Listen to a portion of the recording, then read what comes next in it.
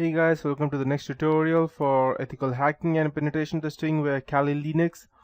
In this tutorial I'll be teaching you more about mapping networks and gathering more information about them. So the best tool that we would be using as of now, till now we have used a lot of different tools, but now I would be using something different and it would be the DNS map. So if you have gone through all my previous tutorials, then it will be quite easy for you to understand what this does exactly, else you won't be able to. So what DNSmap tool does is that it obtains all A records. By A records I mean IP addresses that are associated to each successfully brute force subdomain, and rather than just one IP address per subdomain, it will gather all IP addresses through brute force techniques. After that, it can go and abort the brute forcing process in the case the target domain uses wildcards. And it has the ability to be able to run the tool without providing a word list by using a built-in list of keywords. So I don't need to actually go ahead and provide different tools for them, different file list for them to go ahead and brute force. It has its own inbuilt word supplied. And brute force can also be used by using a user supplied word list if I have one.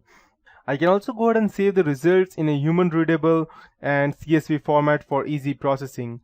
It has improved built-in subdomains word list, and it has even new bash script such as a DNSmap-bulk sh, and it is a Linux format. It includes all of those things which allows running DNSmap against a list of domains from a user supplied file, that is brute forcing several domains in a bulk fashion.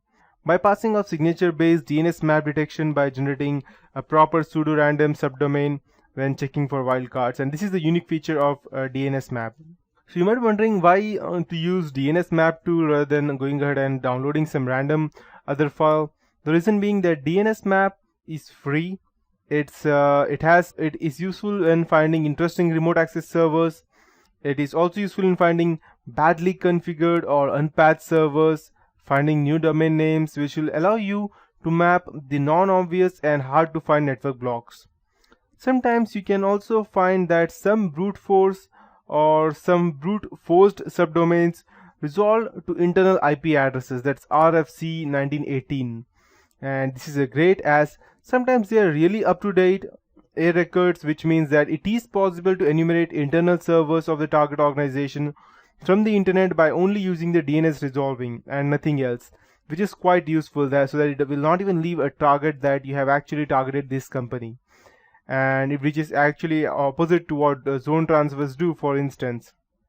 DNS mapping can also discover embedded services configured using DNS dynamic services. So it has all of these features in total. So now I would teach you how we can go ahead and use this. So again, the same thing: applications, Kali Linux, information gathering, DNS analysis, and we have DNS map over here. So you can see that I can supply my own word list if you want, or the regular list file that it has already inbuilt, and delay in milliseconds as to when it wants to repeat the process. And these are the IPs to ignore, these are the false positives, and the CSV result file, which I don't know what exactly it is. So I'll show you how we can go ahead and gather information.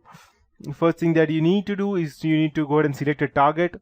You can go ahead and move to your pentest directory. So I'll just text cd/pentest if I have it. Okay, I don't have the pentest directory, never mind. I will just start it in a random way. So what I will do is I'll just type, let's say, DNSmap google.com. Let's check what we get.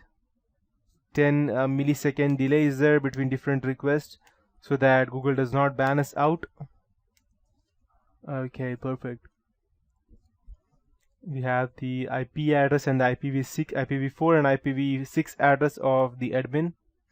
The accounts for google.com, we have that as well. Let's check what more we get. ap.google.com, good.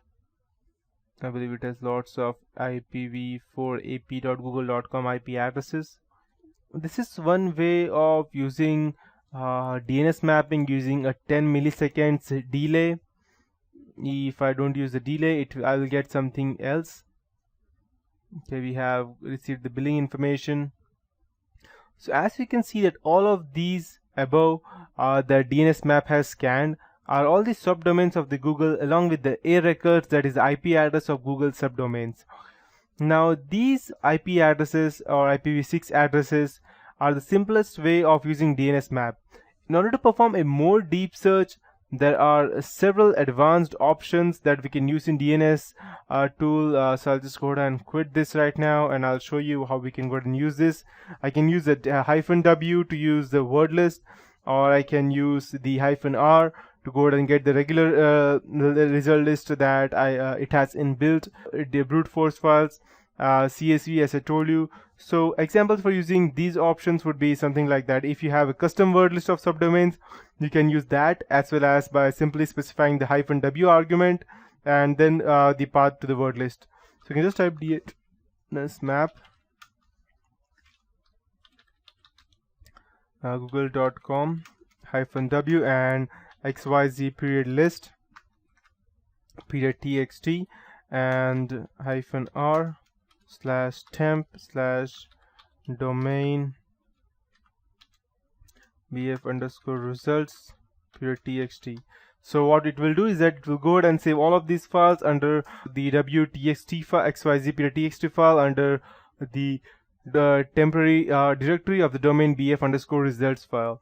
And if you already have one, then you don't need to go ahead and specify the w or the word list.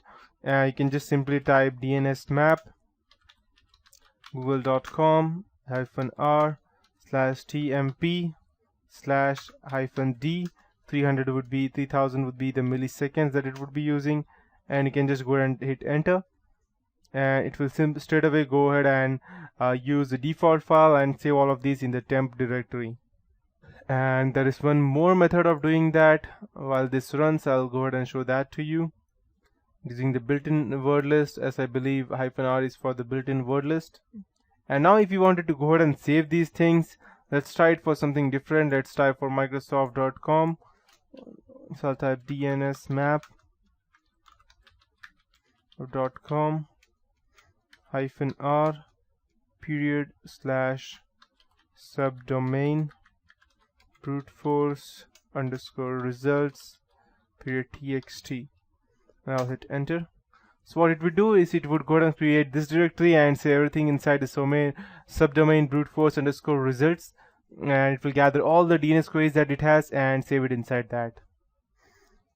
So let's check if we first get these information. I think the DNS query is quite slow at this point of time.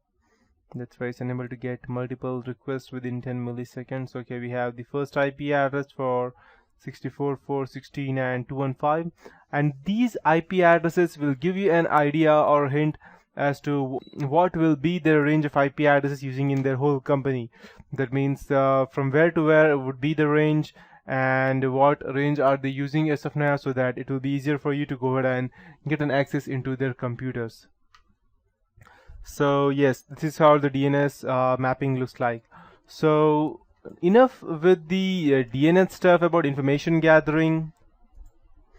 We have several tools, but just gathering information won't be enough to go ahead and attack you. I will also be showing you the DNSR, even num6, tracer, DNSWalk, and Fierce, and I have shown you all of these things remaining, but I will be showing you these in the next tutorial. And as of now, I would be starting with social engineering and how you can go ahead and create your own keylogger, or you can place one that you have which is inbuilt in Kali Linux, and Kali Linux has n number of let me just show it out to you rather than saying it out. It would be the Metapreter command, so it would be metasploit. So I'll just type msf console, so you can see it for yourself that the number of payloads or the number of viruses including trojans or hacking into someone's webcam, gathering information remotely through Metapreter command, or opening an SSH command file, command prompt from anyone else's computer on your computer, or PowerShell command. You can also go ahead and do these things just by using the Metasploit console. So let's go ahead and check this out first. How many payloads we have, how many viruses we have inbuilt. And it does not only have trojans or viruses for Windows computer. We can also go ahead and use these to hack into another one's Linux distribution or a Mac distribution as well. Let it start. It can take quite a bit of time depending upon the speed of your processor. Okay, perfect. So we have a total of 1,389 exploits, out of which 788 are auxiliary and 223 are post. Auxiliary means the viruses which we need to go ahead and implement before we go ahead and hack into the PC, and 223 are the ones that we get after we go ahead and hack into the PC. With that I mean that, let's say once you have gained access to someone else's computer but you don't have the system access, the root access, at that point of time we need to go ahead and use some of the remaining out of these 223 posts, and we have the payloads, a total of 37, out of which 8 are NOPs and 37 are encoded. So yes, and if you want to gather the whole version, you can still download the whole version over here at rapid7.com, the people who are developing Metasploit. So that would be it for this tutorial. In the next tutorial I'll be starting with social engineering and stuff, and how we can go ahead and create phishing web pages that I showed you in one of my previous tutorials. I would be creating that live, and I'll be showing you how we can go ahead and create that manually.